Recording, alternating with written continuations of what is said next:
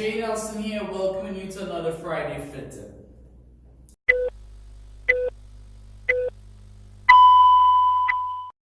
I want to thank everybody who showed up at our last weekend of street fair. It was awesome. You guys will see some clips. But it was a blast. We had fun.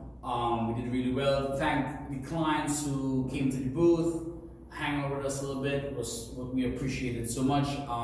If you missed it this year, next year is always going to be bigger. It's always going to be better. We're always going to represent. We're going to have better representation. It was a blast. All right, we're going to make this one real quick. So for those of you on this channel, what I got there, that are not deadlifting, then you could probably fast forward this video. For those of you who are, I want you to check this out. So I stopped, I had a couple clients deadlifting this week, and we worked on correcting some technique. And we're going to do this one thing to fix your deadlift. Check this out. If I'm going wide into a sumo position, right? So this is just sumo deadlift, and I'm gripping the bar. What we need to do as we grip the bar, as we go through the lift, once we get into that position, now whether you're using an alternating grip, a pronated grip, or a supinated grip, this one thing stays the same. Once I grip, most of the times clients start deadlifting, the shoulders protract.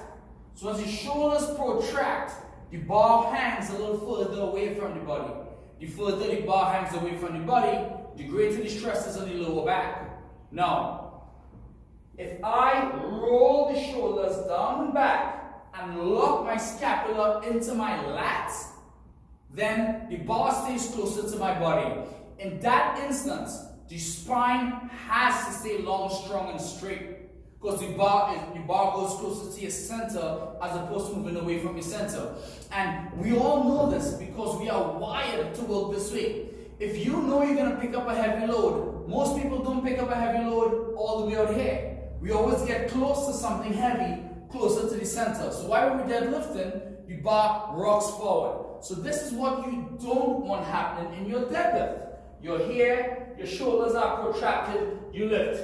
Now that leaves a lot of compensations with the LPHC, that's the lumbar pelvic hip complex, and the spine. The spine could be rounded off a little bit. Your tailbone could be tucked in if your shoulders are all the way forward. Because now the bar is not traveling straight up. You're not actually forcing the hip to move back and create space for the bar to go straight down to the floor. Now when you switch your technique and you roll your shoulders and then you engage your lats, the bar goes straight up. On the way down, once the shoulders stay back, check this out. We have to move the hips that way, and the spine has to stay long, strong, and straight. Now remember, one of the strongest global stabilizers in the body is the lats.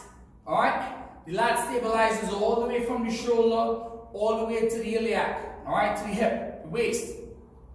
Once the lats are turned on, your lower back is going to shut off. It's not going to be as stressed as before. So once you get your shoulders back and down, slide it into that pocket, and those the latissimus dorsi engaged, you are going to have a better deadlift. The bar is going to stay closer to your center. It's not going to rock forward.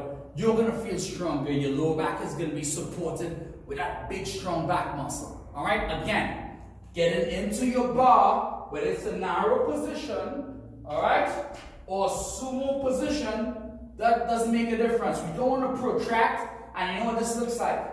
Looks like bad posture to me. We want to retract and depress. All right? Retract and depress. Pick your bar up. Keep the shoulders retract and depressed. Chest up. And now as you slide that bar down, once this shoulder stays back and the lats engage, boom. There you have your deadlift. Now, how do we fire the lats? A lot of people don't know how to fire the lats correctly. And downwardly rotate the scapula and depress, lock it in position. 2 quick exercises. Check this out. Pull over. Check this. Sit your hips down and back. Rock the shoulders back and bring the rope close to the body. With the hips back, chest in front. Now, if you're new to firing up your lats, you want to hold this position for around about 20 to 30 seconds. That isometric tension is going to get that mind muscle connection. Alright? Mind muscle connection is important. So before we produce reps to activate a muscle, isometric tension works best. That's what I find, that's what I use, that's what works inside here, okay? So pull, squeeze, shoulders down and back, fire the lats, keep the shoulders down and back, the scapula depressed, and slowly bring it back in. Now, your full range of motion should be all the way here. However, if you're having issues keeping your scap down and back, shorten your range of motion until you could get an increased range of motion with the exact same muscular activation. Alright? That one exercise is going to teach you to, again, downward rotation, retraction, depression. Boom. Got it? Jay Nelson here for another Friday Fit Tip. Guys, if you like it, subscribe, leave a comment below. Let me know if there's anything you want me to touch on. I just touched on the stuff that the problems that we encounter weekly. Have a great weekend. Talk to you soon. Bye.